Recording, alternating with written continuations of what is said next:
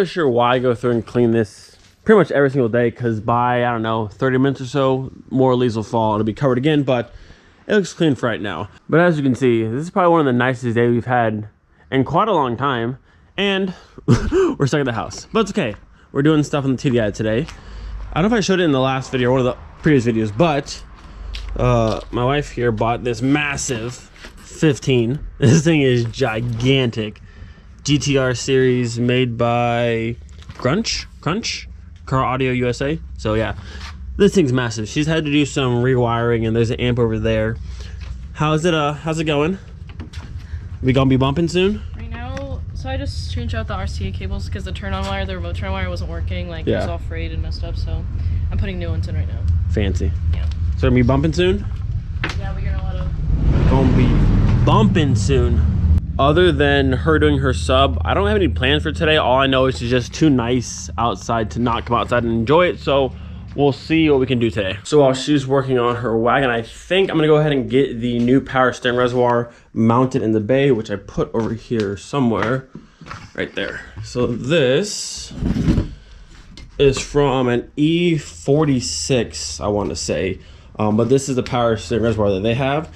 And I want to mount this right down here, like so. So this bracket over here will bolt to the bottom of the frame rail, and it'll sit just like that. And then I'll have to get some new hoses and maybe just reroute this one over to, it's in the bag actually, that whichever the hose that is, that hose will come underneath and go to one side, and this one will go to the other side, going across to the actual pump over there. But this will go right there for much cleaner look in the engine bay. So before I actually get started on this project, I need to make sure I actually have the right size drill bit to make the holes, and also I need to make sure I have some hardware so we can actually mount it up. So I've got the drill bit that I need. I have some hardware. Going to be using the M8 by 30, I believe it is, to mount it up. And then I have some washers to go with it as well. I need to go through and mark the holes for these two, and I'll get my drill and drill them real quick and then bolt it up. And then once it's all done inside here, I'm gonna pull it back out and go through and pressure wash it because it's still pretty gross from the last car was in. And then wrinkle black paint it as well, just to kind of match the rest of the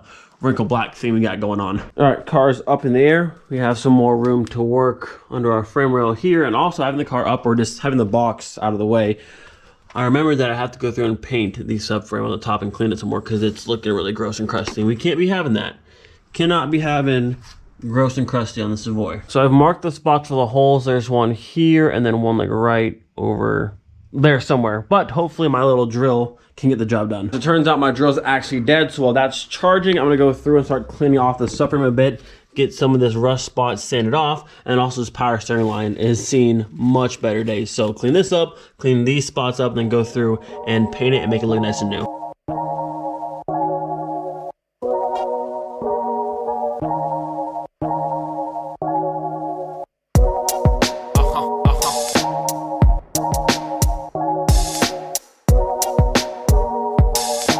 Alright, so I was able to get most of the subframe pretty clean. Most of the surface rust came off over here, and most of the grime throughout this section is off, but it's not perfect. And honestly, I was gonna paint it inside the car like this, but that's not the proper way to do it. And while the engine's out, this is the best time. I'm just gonna go ahead and drop the entire subframe out of the car, go through, clean it up properly. Maybe I'll just buy a new one because you can buy these for fairly cheap. So maybe I'll just get a whole new subframe.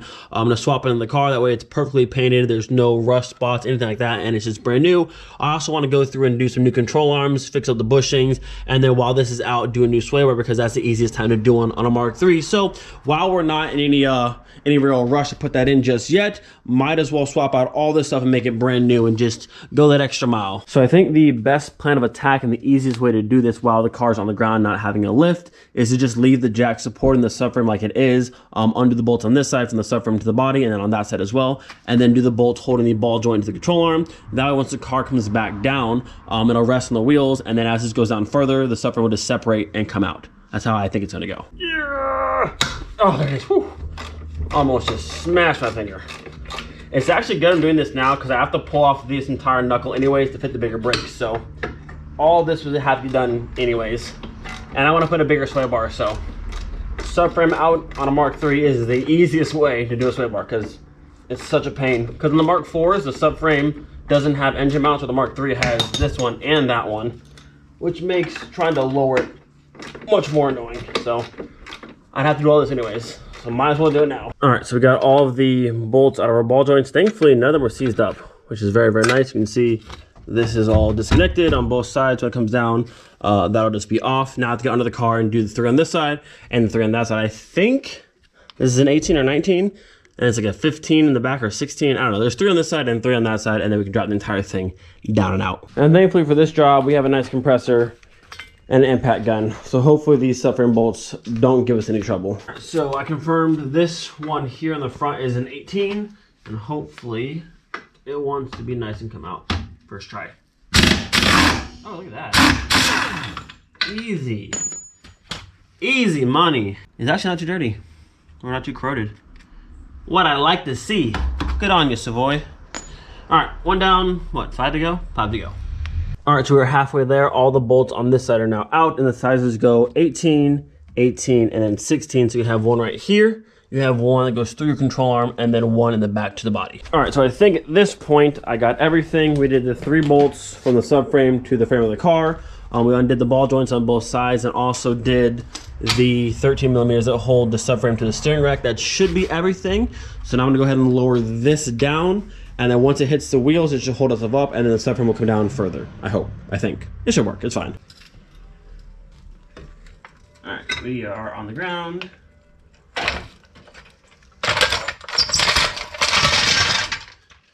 I should be able to pop it out of here. Oh, there's that side. Oh, there is a clamp from the rear trans mount to the lines for the power steering rack.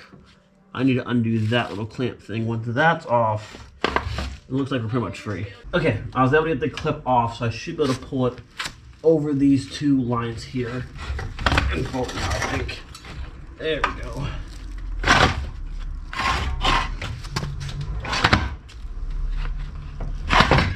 Excuse me, Axel.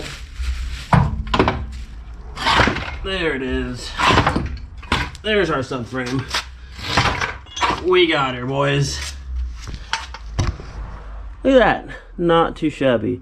And this is part of the little clip piece that goes right here that holds those 2 back power steering lines together. I broke it a little bit, but it's okay. She's out. She's out and free. Let's go ahead and move this over to here. So overall, this thing actually doesn't look too bad. And I was wrong. So Mark IV subframes are super cheap, like 40 bucks. But Mark III subframes are about 150. So this one actually doesn't look too bad. Once I pressure wash it and make sure there's no like rust spots or that kind of stuff, it should be good to go once we paint it. And then just do new control arms, new sway bar, and just have the entire thing freshened up and looking good. And then looking down here at the bottom of the subframe, it's a little bit dirty, but I don't see any rust spots, no giant like holes or damage. So looks like we're gonna be in good shape once we clean it and paint it up.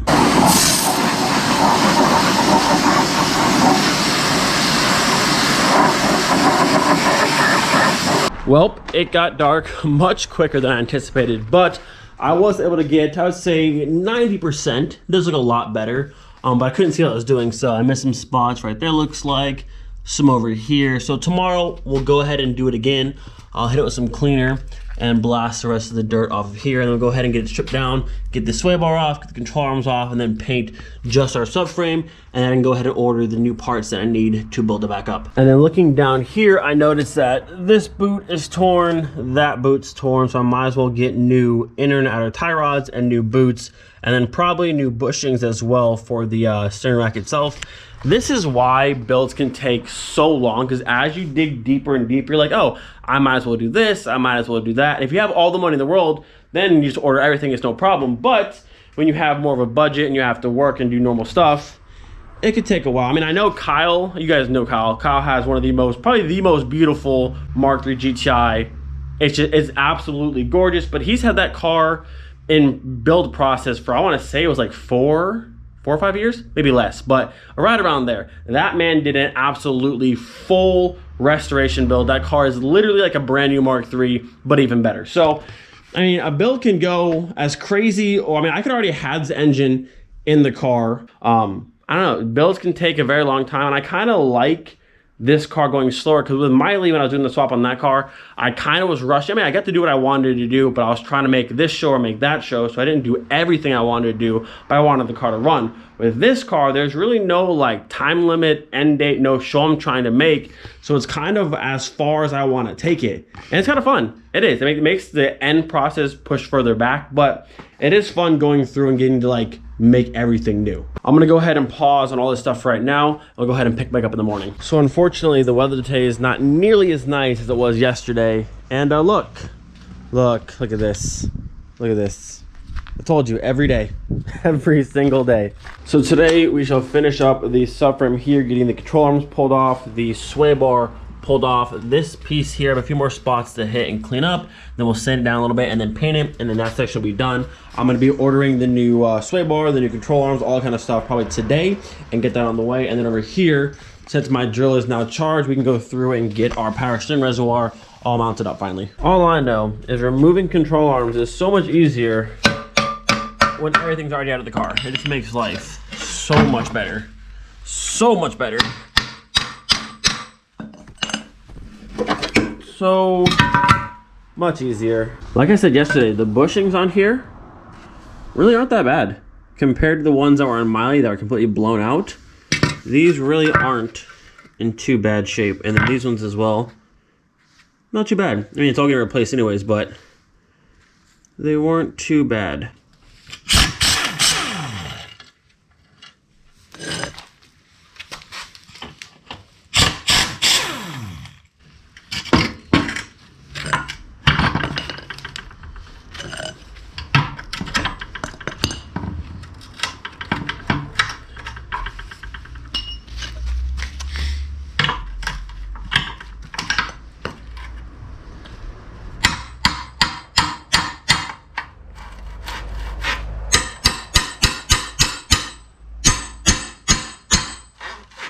They're really in there, huh? There they are.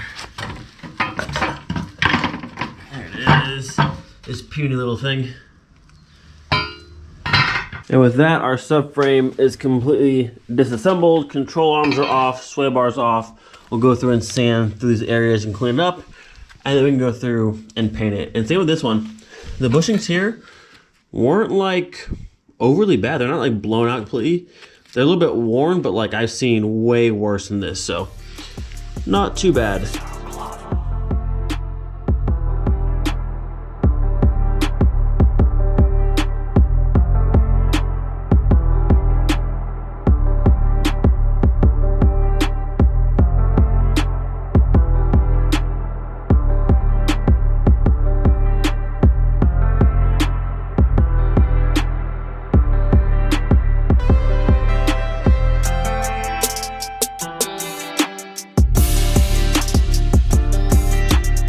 All right, boys, the subframe is officially cleaned. All the dirt and grime is off.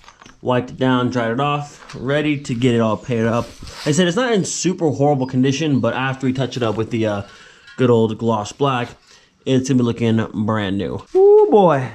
First layer is done. Already looks so much better. While that's drying, I'm gonna go ahead and get the holes drilled and get the power steering reservoir all mounted up.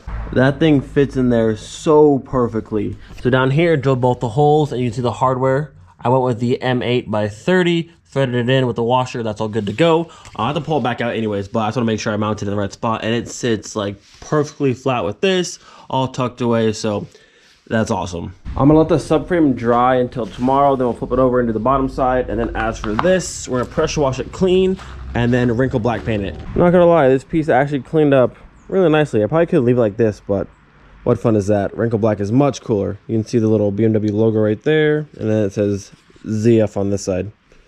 Cool piece. As always, give you guys the nice before look, and I'll show you when it's done. Bam.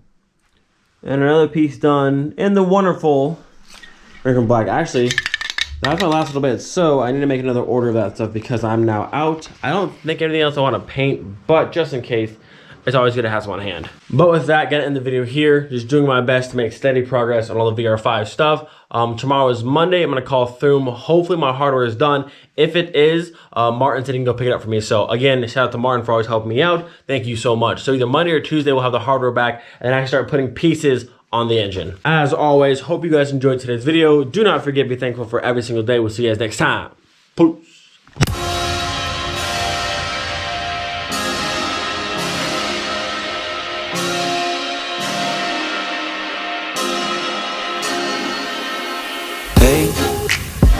I was doing just fine before